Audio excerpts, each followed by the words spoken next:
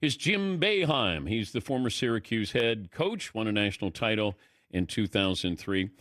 I was wondering over your basketball career, how many teams do you think changed basketball with their style of play? What is this? This is like a hard question. I know. Jeez. I was going to say, like Jamar Chase would like any city that he's getting paid $50 million, whatever it is. I mean, you could live in Syracuse. Oshkosh. Yeah, Syracuse is God's place on earth. Okay. But how many teams changed college basketball? Okay. First, I ask, okay. Could you get rid of some of these things in front of you? What is this? Are you selling these things or what? The bobbleheads? People's, like I have friends, you're not used to this. I have friends who send me stuff. And so they send you ugly stuff and then you put them there. I mean, I'll send you something nice. Jeez. What would you send me? I'll send you one of my little bracelets I just got. I'll send you one of these or something. But anyway, changing what? Teams changing what? Give me the teams like UNLV, Georgetown. Yeah. Did they change basketball with their style of play? Loyola Marymount. Come on, you should know all of this. Paul Westhead was unique, and he coached that way, and he coached that way in women's and won championships. Championship for the Lakers. He won a championship in the WNBA. People don't know that. It's a little known fact, but all he did was run. And it really didn't work overall, I don't think, but it was unique to him. John Thompson had a style at Georgetown, physical, tough. They haven't been so good since he left there. Louis had a style at St. John's, half court, play defense, and he won more games than anybody there until this new guy's there now. Pitino, I recruited on his honeymoon, but he's got a whole different style. All coaches have a different style. Bobby Knight had a style one. Dean Smith had a more multiple style, more different things. Roy Williams coached like that.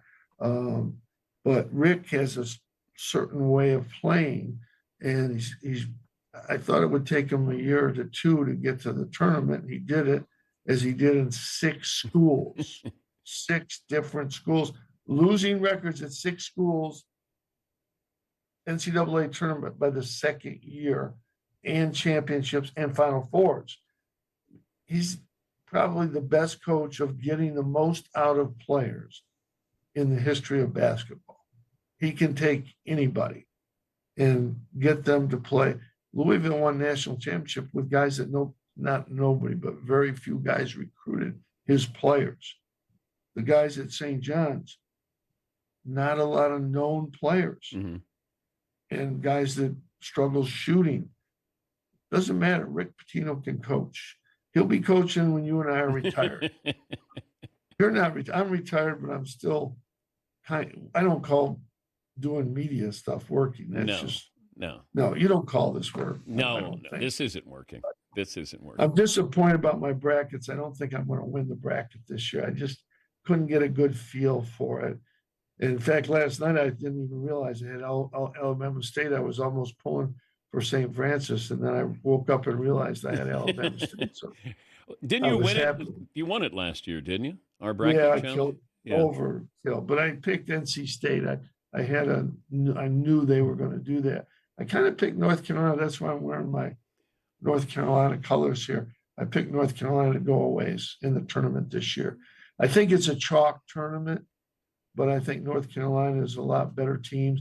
And everybody in the country says they shouldn't be in. They look at one metric, 112 in the quad. They didn't look at the fact that they're ahead of the bubble teams and ahead of the last 4 teams in the overall combined metrics. Ken Palm, net, all those. They're at 37. Those other schools are at 40, 41. So North Carolina's 9-2 their last 11 games. Who did they lose to? Duke. My pick for the national championship. Yeah. Duke. Oh, you got Duke winning it all. I got Duke. Their defense, Malawach is one of the best big defensive centers I've seen in a long time. He goes back to the Patrick Ewing type defensive centers. People probably don't remember him. I can't get more. I get something more modern, but um, you know, Con Knippel's tremendous shooting guard. Kid from Tulane transferred in is really good, a physical man.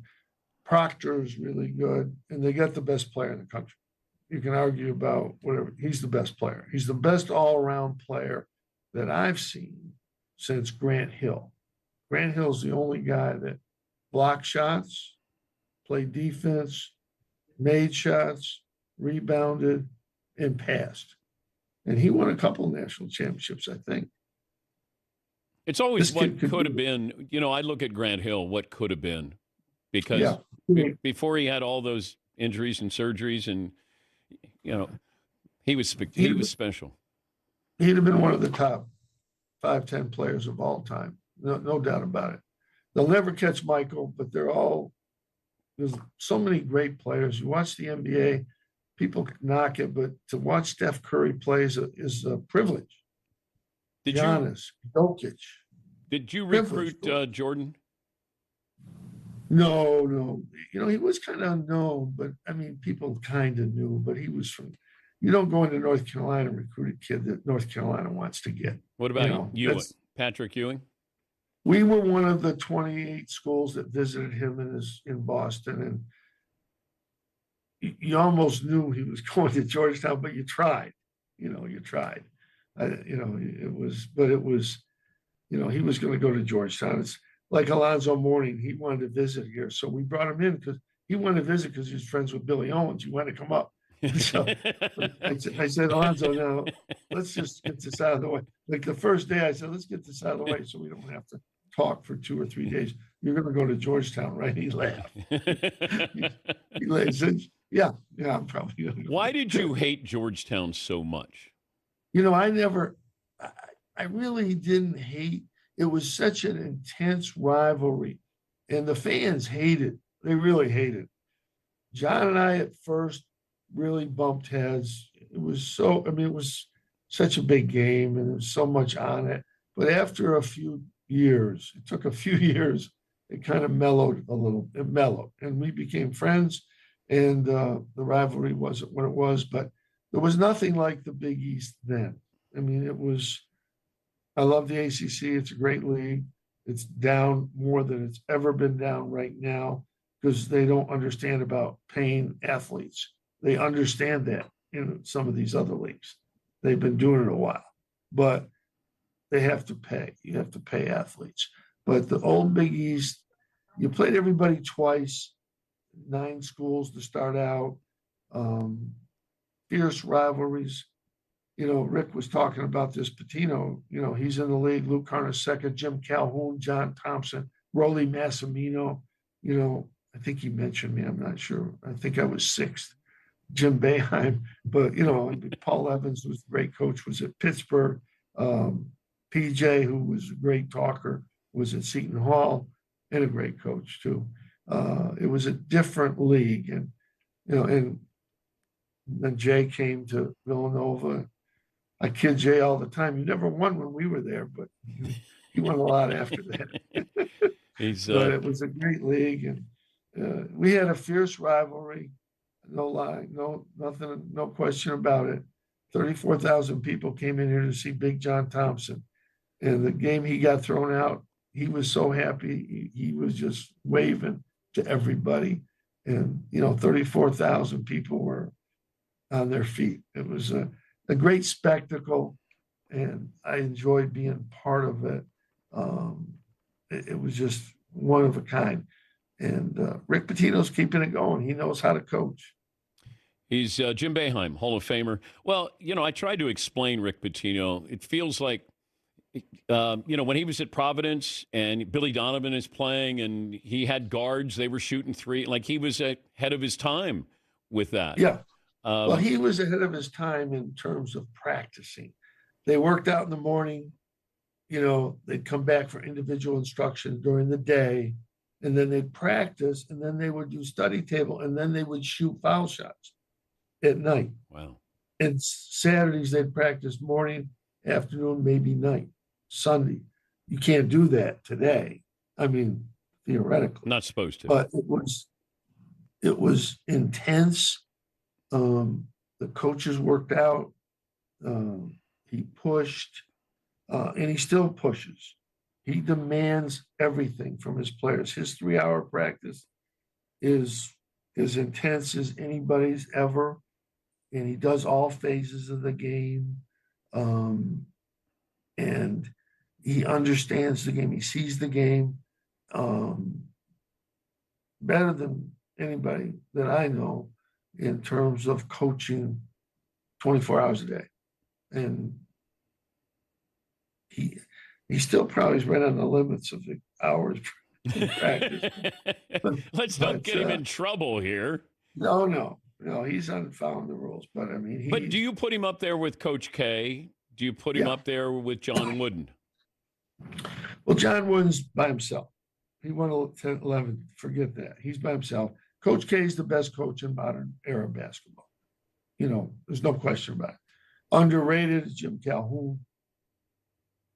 Media people didn't like him, so they don't talk about him. Very underrated coach. Danny Hurley's an up-and-coming guy in that category. But for a guy to take any team, any players, the furthest, it's Rick Pitino. No doubt in my mind. Where's Phil Jackson in that? Well, he's an NBA coach. I usually don't really talk about NBA coach. He's, it's him, Red Auerbach, Popovich. Those are the NBA coaches. And everybody says, well, he had great players. Nobody ever won anything without a great player. If you win a championship, in most cases, in the NBA, you have a great player. You had Shaq, you had Kobe, you had Jordan, you had Duncan, name the team that won. They had a great player or two. Do you worry about Danny Hurley being that intense? No, his father was like that, and he's still alive. But he was doing high school basketball. Danny's he was intense. Bob Hurley was more intense than Danny Hurley. He coached. He was a probation officer. He took 2 weeks of vacation and coached summer camp all day long during summer camp. And at night during the summer, he coached at night every night. So Danny's like his father. He's a little crazier, I think.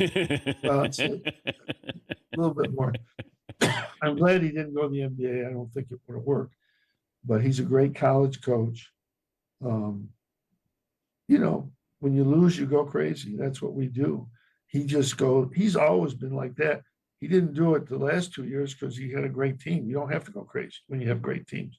But when you're losing, you tend to look at everything as an insult to you. And how many times did you get thrown out of a game? I only got thrown out of one exhibition game, and it was in Syracuse, and I was yelling at one guy, and the other guy threw me out. So, what the heck? And it was an exhibition game? Yeah, exhibition game. It was crazy. But I only got, the last 20 years I coached, I got maybe 10, 12 technicals. Maybe. They don't do any good. How many times do you do it on purpose, though? Well, most of them. Yeah. They don't do any good. And it doesn't help you, the referees. They don't. Do they hold a grudge? I don't think so. I think most officials, you're on them a little bit. It's human nature. If you're not on them at all, they probably think they're helping you. So you got to be on them a little bit. They go, why isn't Boeheim up? Why isn't he down here? And you can't tell me that guys like John Thompson, Dean Smith, they influence referees. Trust me. Not all, but a lot of them. Thanks for filling out a bracket, and good luck to Carolina there. My best to the family as always. As always, thank you. And My wife likes you. And send me send me some stuff. Send me some. Yeah, I'll send you something better than that. Send me some gear. I mean, I don't know. Send me something. I don't have gear anymore. I'll bet you. You want some ESPN gear? I can send you that. You used to. Thank you, Coach. Thank you. That's Jim Boeheim.